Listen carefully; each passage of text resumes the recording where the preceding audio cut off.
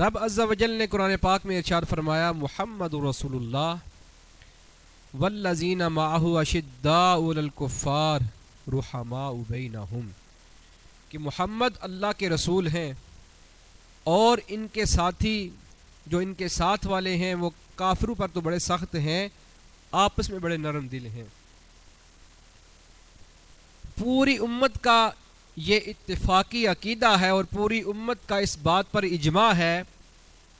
کہ ان خلفاء کے درمیان فضیلت کی ترتیب وہی ہے کہ جو رب ذوالجلال نے ان کے درمیان خلافت کی ترتیب رکھی ہے، اور جس جس نمبر پر وہ خلیفہ ہیں رب تعالیٰ نے ان کو انہی پر عظمتوں سے نوازا ہے۔ اب اجماع کا مطلب کیا ہے؟ اجماع کا مطلب یہ ہے کہ نہ تو صحابہ میں، نہ تابعین میں، نہ تبع تابعین میں، اور نہ مفسرین میں سے، نہ محدثین میں سے، نہ اولیاء میں سے، نہ کتب و اغیاث میں سے کسی بندے نے اس بات میں اختلاف کیا۔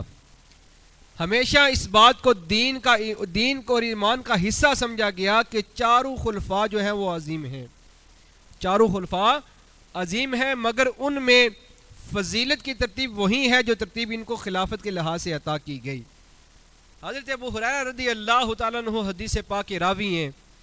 نبی پاک علیہ الصلاۃ والسلام نے ارشاد فرمایا، بڑے غور سے سنیے گا،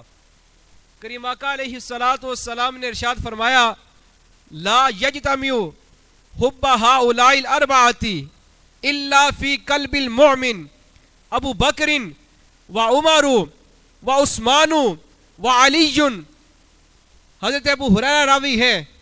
نبی پاک علیہ الصلاۃ والسلام نے ارشاد فرمایا کہ لا یجتمع حب ہؤلاء الاربعۃ، کہ کسی بھی دل میں ان چاروں اصحاب کی محبت جمع نہیں ہو سکتی، الا فی قلب المؤمن، مگر جس کے دل میں ان چاروں اصحاب کی محبت ہوگی وہ قلب مومن ہوگا، وہ قلب مومن ہوگا۔ نبی پاک علیہ الصلاۃ والسلام نے ارشاد فرمایا لا یجتمع حب ہؤلاء الاربعۃ، کہ ان چاروں اصحاب کی محبت نہیں جمع ہو سکتی الا فی قلب المومن، مگر صرف مومن کے دل میں۔ وہ چار اصحاب کون ہیں؟ نبی پاک علیہ الصلاۃ والسلام نے ارشاد فرمایا حضرت ابوبکر صدیق، عمر فاروق، عثمان غنی، علی المرتضیٰ شیر خدا رضی اللہ تعالیٰ عنہ۔ نبی پاک علیہ الصلاۃ والسلام نے فرمایا کہ یہ چاروں اصحاب، یہ میرے چاروں ساتھی ایسے ہیں کہ ان کی محبت جس دل میں جمع ہوگی وہ دل مومن کا ہوگا۔ کیوں؟ کہ منافق کے دل میں ان چاروں کی محبت اکٹھی نہیں ہو سکتی، منافق کے دل میں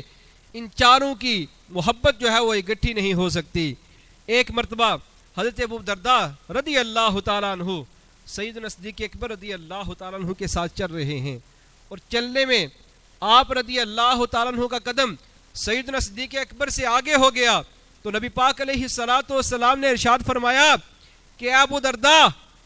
تو اس آدمی کے آگے کیوں چل رہا ہے کہ آج تک سورج ابو بکر سے افضل شخص پر نہ تو طلوع ہوا ہے اور نہ ہی غروب ہوا ہے، اور جو دنیا و آخرت میں تم سے بہتر ہے، جو دنیا و آخرت میں تم سے بہتر ہے۔